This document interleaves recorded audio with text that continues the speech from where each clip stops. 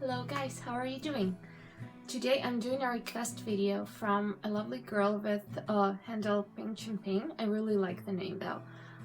And she asked me to talk about shame and guilt and self-esteem and feeling undeserving and stuff like that. And I actually am so surprised by how many of you guys come up to me and ask about things that I feel when you describe your situation, I feel like you're describing me a couple of months ago or me a year ago, and I still go through some of these things. And although now I do know more about how to handle the situations and my own emotions, it's still, these problems still arise, and I think that they are quite universal and not only BPD related. And we need to talk about it, and we need to talk about how to handle your self-esteem issues and how to not feel ashamed or guilty all the time, especially when it is not called for.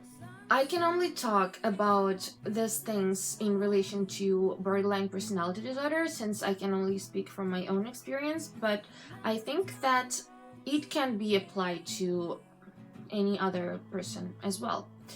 So I found out that self-esteem and guilt and shame are all interconnected, so it has to do with how you view yourself and how you position yourself in this world. And as you know, to get diagnosed with borderline personality disorder, there is 9 criteria that you have to fit 5 out of in order to get diagnosed.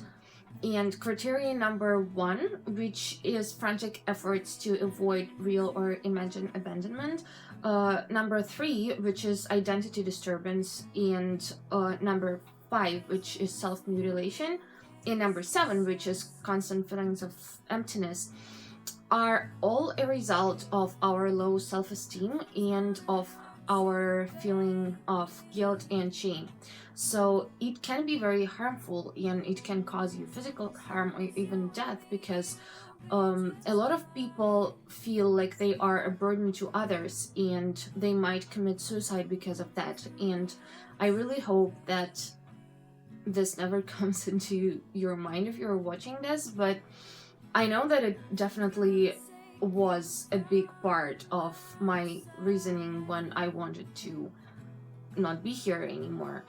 Speaking about my experience, a year ago, I used to feel like such a burden. I thought that people are really troubled by having me around, and that I only bring unhappiness, and that I only make people around me suffer, and I wanted to erase my existence out of the universe, if you can put it like this. So I knew that there are people who love me, but I still thought that they only love me because they feel sorry for me or something like that, and that I am sort of responsible for them being unhappy, and I wanted to not exist almost all of the time.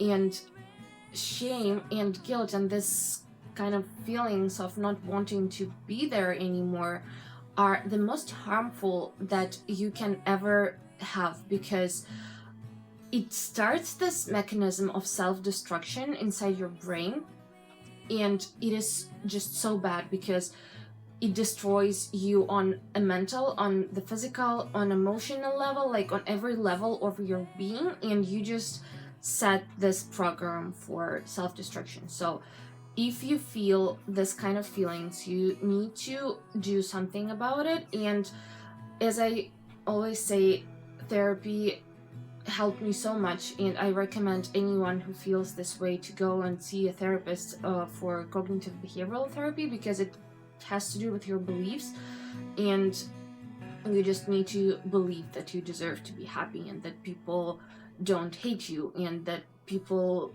do not hate to be around you.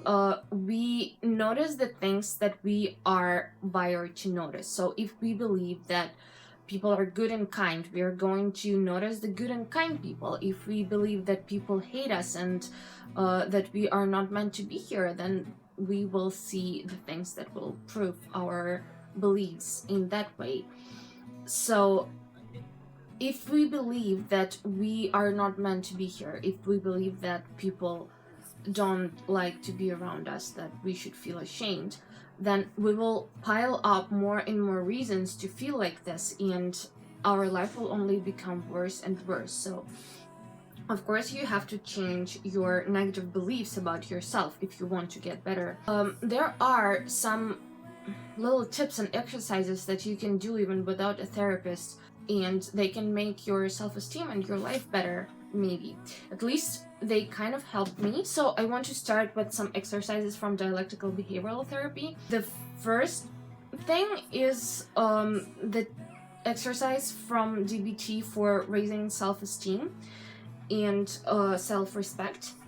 So the abbreviation for it is FAST, and letter F stands for being fair to yourself and to others. So basically you have to believe that you are equal to everyone else. You're not better and you're not worse, and I've already talked about it before, but believing that you're worse than everyone, that you're the worst person in the world, is the same vanity but just reversed, and it doesn't make your ego any smaller. And although it seems differently, if your self-esteem is extremely low, it might seem like your ego is punished, but it is not. Actually, if you believe that you are the worst, then it is basically just believing that you are the best at being the worst, if you understand the concept. So the thing is that everyone is equal and no one is really special. We all are very complicated people who have their own problems and their own set of qualities and their own personalities and their own sicknesses and stuff. And so none of us is more or less special than the other. We are all born equal, and we have to believe that everyone is equal. And so if we believe that, we will treat ourselves and everyone around us fairly. At least that's what I believe. Then letter A stands for not apologizing. So watch yourself and don't apologize for being yourself, for your beliefs, for your likes or dislikes, for wanting or not wanting to do something. So you don't have to always say yes, and actually saying no is a very important thing that you really need to learn, because I know that people with borderline personality disorder tend to bend over backwards in order to be liked by other people and to gain approval and to just get friends or get their partner. So they would literally become doormats for their friends, and they will never say no. They will always go and be there for everyone. And well, it can be a good thing, but sometimes you have to think about what is better for you first. And if you do not know how to refuse doing a favor, if it will hurt you or harm you in any way, if you don't know how to say no, your life is going to be very hard. So you need to learn how to assert your wishes and how to say no to the things that you don't want to do. S stands for sticking to your values. So having a very strong and very fixed belief system is good in this sense, because you have to know what you stand for and you have to stick to your values in order to be able to say no. Because if you cannot explain why you're saying no, you don't always have to explain it, but you have to at least be able to explain it to yourself. For example, if one of your values is to not do something that makes you feel uncomfortable, then you will know what makes you feel uncomfortable, and you will be more comfortable saying no to what makes you feel uncomfortable. That didn't make any sense, did it? And T stands for being truthful. So as well, another thing that a lot of people who have borderline personality disorder can do is to pretend to be more helpless than they actually are, and sometimes even pretend to be more sick than they actually are. And please just be truthful with how bad your situation is, or how bad or good you actually feel, because if you are going to base your relationships with other people on lies, it is not going to benefit anyone. So yeah, don't lie about your situation and your emotions, and it will give you a whole new level of self-respect. Another just general ways for elevating your self-esteem are, first of all, make lists of what you like about yourself and what you are grateful for in your life. And maybe if you cannot think about it, just make a list of things that people compliment about you, because you have totally heard a lot of people say that you are smart, or that you have pretty eyes, or that you are good at singing, or something like that. So don't dwell on the things that people do not like about you, and that they say that you don't do very well or something. I mean, you have to pay attention to that too, because otherwise you're not going to grow. But here and now, we are just talking about raising your self-esteem.